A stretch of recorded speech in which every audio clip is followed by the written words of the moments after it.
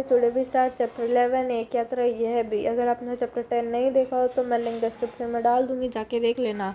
राम दर्शन मिश्र जी ने ये लिखा है। चैप्टर पढ़ते हैं। मैं बहुत यात्रा भीरू हूँ, मैं यात्रा में डरने वाला हूँ। यात्रा पर निकलते समय डर बना होता है, मतलब यात्रा समय में जब निकलते हैं तब डर बना होता है कि पता नहीं कैसे कैसे लोग से पाला पड़ेगा, मतलब कैसे कैसे लोग मिलेंगे। सबसे बड़ी असुविधा तो अनुभव होती है अनसंट किराया मांगने वाले ऑटो वाले से। बोलते सबसे अजीब चीज़ तो ये लगती है कि कोई भी कितने भी पैसे मांगते हैं ऑटो वाले। नए शहर में कैसे कैसे लोग मिलेंगे ये चिंता भी बनी होती है। बोलते कि नए शहर में जाएंगे तो कैसे कैसे लोग मिलेंगे, ये बात की चिंता होती है लेखक को। तो इस बार एक डॉक्टर से मिलने के लिए ग्वालियर जाना पड़ा। वो बोलते कि एक डॉक्टर से मिलने के लिए ग्वालियर जाना पड़ा और पत्नी साथ थी, इसलिए अविश्वस्त बनी हुई थी, मतलब उनकी वो साहस बनी हुई थी, उनका साथ दे रही थी। स्टेशन पर उतरते ही ऑटो वाले पीछे पड़ गए, मतलब जब वो स्टेशन से उतरे, ट्रेन से उतरे, फिर जो भी था बस ट्रेन जो उसमें से उतरे, तब उनके पीछे ऑटो वाले पड़ गए। हम चुपचाप आगे बढ़ते रहे, मतलब वो चुपचाप आगे बढ़ते रहे। एक नवयुवक ऑटो वाला साथ लग गया, मतलब वो उनके पीछे पीछे चलना चालू कर दिया। हम कुछ बोले बिना आगे बढ़ते रहे कि उसकी आवाज़ आई, उसकी मतलब जब वो आगे बढ़ रहे थे तो उसकी आवाज़ आई, बापूजी आप आके कहीं जाएंगे। तो वो बोलते हैं कि आप बापूजी आप आखिर जाएंगे ही और कोई ऑटो करेंगे ही, तो फिर मेरा ऑटो क्यों नहीं। बोलते कि आप कोई ऑटो करोगे पर मेरा ही ऑटो क्यों नहीं। उसकी ज़िद और आवाज़ में कुछ ऐसा आकर्षण महसूस हुआ कि मैंने स्वीकृति दे दी, मतलब हाँ कर दिया उसको। उसकी आवाज़ में ऐसा आकर्षण महसूस हुआ कि उसको हाँ कह दिया। वह प्रेम भरी बातें करता रहा, वो मतलब अच्छी अच्छी बातें करता रहा और हमें डॉक्टर के यहाँ पहुँचा दिया। और उसने अच्छी अच्छी बातें की और फिर उनको डॉक्टर के पास पहुँचा दिया। उसके द्वारा बताए वांछित पैसे देकर डॉक्टर के घर की कॉल बेल बजाई। अब उसने जितने पैसे मांगे, मतलब लेखक ने जितने पैसे बोले वो उतने पैसे लेकर चला गया और फिर डॉक्टर के घर की कॉल बेल बजाई। ज्ञात हुआ कि डॉक्टर ने क्लिनिक की वजह बदल दी है, मतलब जगह है जो क्लिनिक है डॉक्टर की वो बदल दी है। ऑटो वालों बिना हमारे कहे हमारा इंतज़ार कर रहा था, मतलब उनको बताए बिना ही वो उनका इंतज़ार कर रहा था।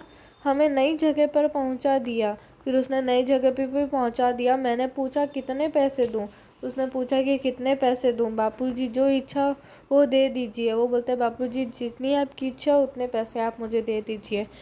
वैसे डॉक्टर के घर से यहाँ तक का किराया तो अतिरिक्त हो गया ना। वो बोलते कि मतलब यहाँ तक का डॉक्टर के घर से यहाँ तक का तो तुमने दे दिया था, स्टेशन तक का तुमने, मैंने जितने मांगे थे, मैंने जितने बोले थे मैंने दे दिए थे, तुमने हाँ बोल दिया था।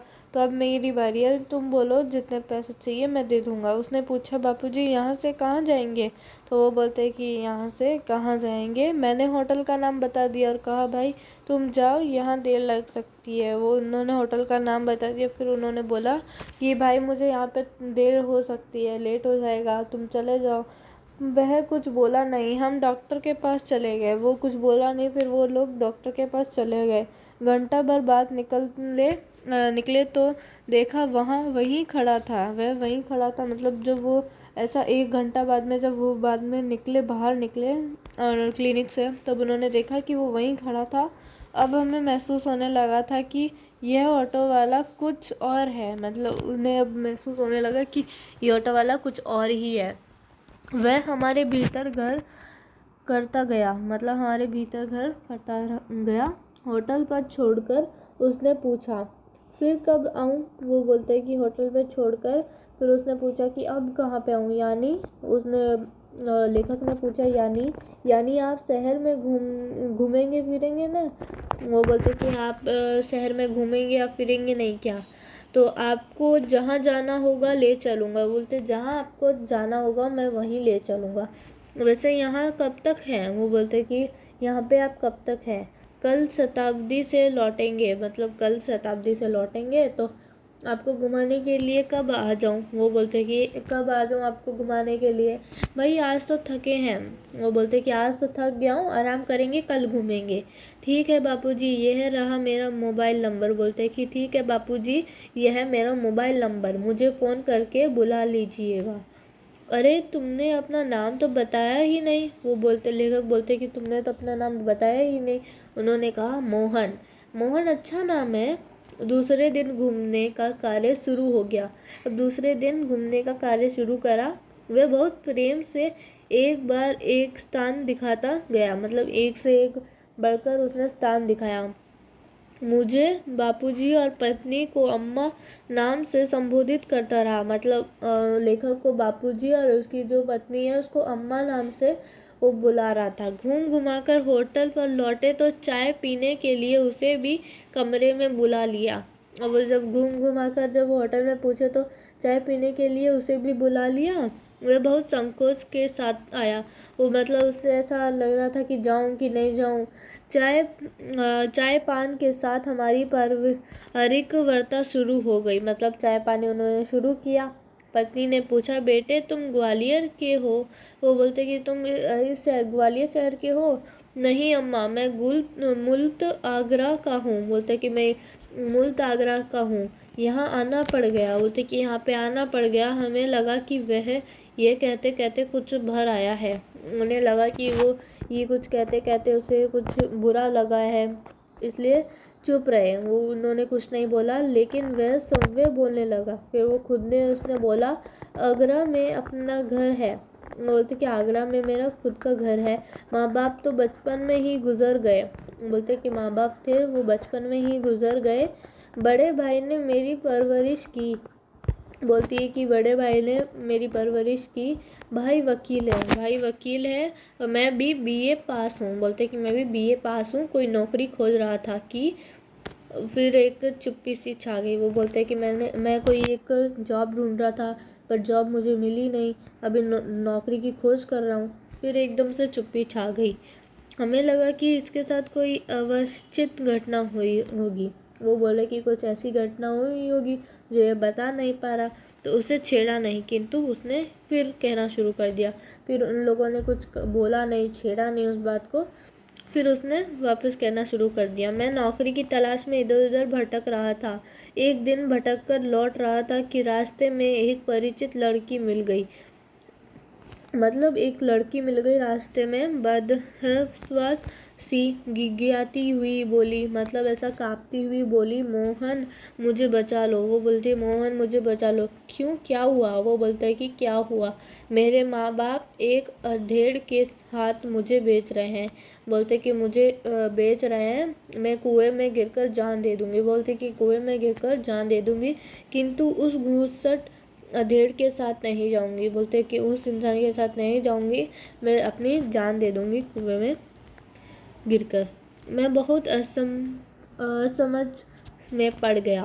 वो बोलते कि मुझे कुछ समझ में नहीं आ रहा था कि क्या करूं, कर भी क्या कर सकता हूँ। मुझे लगा कि स्टेशन चलना चाहिए, वहाँ उसे ले गया। तो मतलब उसे लगा कि स्टेशन ले जाना चाहिए, वहाँ मैं उसे ले गया और थानेदार से हैसियत बयान की। मतलब उनसे पूछा कि वह कुछ देर सोचते रहे कि क्या किया जा सकता है। थानेदार साहब बोले, इसकी एफआईआर लिखकर इसके माँ बाप को हवालात में बंद कर देता, लेकिन फिलहाल चिंता इस लड़की की है। आखिर किसके लिए क्या किया जाए, इसके लिए क्या किया जाए? वो बोलते कि इसके माँ बाप को तो हम हवालात में बंद कर देंगे, लेकिन फिलहाल अभी चिंता इस लड़की की है। एक छोटी सी चुप्पी के बाद एहसास एकाएक बोले, तुम्हारी शादी हो गई? मैंने में सिर हिलाया। बोलते कि उन्होंने पूछा थानेदार ने कि क्या तुम्हारी शादी हो गई? तो उन्होंने सर हिलाया। तो तुम इससे शादी क्यों नहीं कर लेते? वो बोलते कि तुम इनसे शादी क्यों नहीं कर लेते? मैं तो इस आकस्मिक प्रस्ताव से चकरा गया। बोलते कि ऐसे अचंभित प्रस्ताव से तो मैं चकरा गया, किंतु कुछ पल बाद लगा कि इसमें बुराई क्या है। फिर थोड़ी देर बाद में उन्हें लगा कि इसमें बुराई क्या है। मैंने कहा, सर इससे तो पूछ लीजिए। वो बोलते कि सर इससे तो पूछ लीजिए। थानेदार ने उससे पूछा तो उसने स्वीकृति सूझकर सिर हिला दिया, मतलब हाँ बोलकर सर हिला दिया। लेकिन क्या मोहन? वो बोलते कि लेकिन क्या मोहन? बापूजी, लेकिन यह कि भाभी अपनी बहन से मेरी शादी कराना चाहती रही। मतलब उन्होंने बोला कि जो उनकी भाभी थी वो जो अपनी बहन की शादी मोहन से करवाना चाहती थी। बात तय हो चुकी थी। फिर बापूजी, मैंने सोचा भाभी जी की बहन से तो कोई भी अच्छा आदमी शादी कर लेगा। वो बोलते हैं कि बापूजी, मतलब उन्होंने सोचा कि उनकी बहन को तो एक अच्छा आदमी और मिल जाएगा, वहाँ कोई संकट नहीं है, मतलब वह तो कोई संकट नहीं है, लेकिन इस लड़की की तो ज़िंदगी खतरे में है। बोलती कि उसकी तो ज़िंदगी संकट में नहीं है, पर ये इसकी ज़िंदगी खतरे में है। लड़की सुंदर भी है, परिचित भी है, और सबसे अहम बात मतलब अहम बात यह है कि वह संकट में है। मतलब वो सुंदर भी है, अच्छी भी है, और सबसे बड़ी बात तो यह है कि वो संकट में है। इससे विवाह करना परितृक भी होगा और मानवीय भी, लेकिन फिर मतलब उन्होंने बोला कि अजीब सा लगेगा, अच्छा नहीं लगेगा, तो भैया भाभी क्या बोलेंगे, ये सब सोच रहा था। लेकिन बोल के वह रह गया। हाँ, सब समस्या यह है कि विवाह एकदम तो न हो जाएगा। मतलब वो बोलते हैं कि विवाह एकदम से तो नहीं होगा। यदि लड़की घर गई तो फिर वही बेच दिए जाने का संकट। बोलते कि अगर लड़की घर पे भी जाएगी तो उसे बेच जाने का संकट है। मैं साथ ले जाऊं तो भैया भाभी तो नाराज़ होंगे ही। इसके माँ बाप मेरे ऊपर लड़की भगाने का केस कर देंगे। बोलते कि मेरा भैया भाभी तो नाराज़ होंगे, पर इसके जो माँ बाप है वो ऐसा केस लगा देंगे लड़की भगाने के लिए। जब मैंने थानेदार के सामने यह समस्या रखी तो वह बोले, कुछ दिन के लिए इसे नौकरी निकेतन में रखवा देता हूँ, लड़की से माँ बाप के खिलाफ शिकायत लिखवा कर रख देता हूँ। 15 दिन बाद उन्होंने मंदिर में उससे मेरी शादी करवा दी। मैंने कहा, मोहन ऐसे थानेदार कहाँ होते? वो उन्होंने 15 दिन में उनकी शादी तय करवा दी। तो उन्होंने बोला कि मोहन ऐसे थानेदार कहाँ होते हैं? मुझे तो इस घटना पर विश्वास ही नहीं हो रहा है, लगता है कथा सुन रहा हूँ। बोलते कि इस घटना पे तो मुझे विश्वास ही नहीं होता है कि ऐसे थानेदार कहाँ मिलते हैं। आप सही कह रहे हैं बापूजी, लेकिन यह थानेदार कवि भी है। वो बोलते कि ये थानेदार कवि भी है, कवि सम्मेलनों में कविताएं पढ़ाता है। बोलते कि ये कवि सम्मेलन जब होता है वहाँ पे ये कविताएं पढ़ाते हैं, और इसकी कविताएं मानवीय संवेदना से भरी होती है। बोलते कि अच्छी होती है। हाँ, तब ठीक है। वो बोलते कि तब ठीक है भाई, हर शास्त्र में कोई ना कोई मसीहा दिखाई पड़ ही जाता है। वो बोलते कि कुछ ना कुछ चीज़ तो दिखाई पड़ ही जाती है। हाँ, तब यह है कि मेरे भाई भाभी मुझसे खफा हो गए और हमें घर से निकाल दिया। वो बोलते हैं कि मतलब जब वो उसे घर लेके गए तो फिर उसके भैया भाभी ने उसे घर से निकाल दिया। एक तो मैंने उसकी thank you guys for watching my video. मैं सेकेंड पार्ट अपलोड कर दूँगी, आप जाके देख लेना।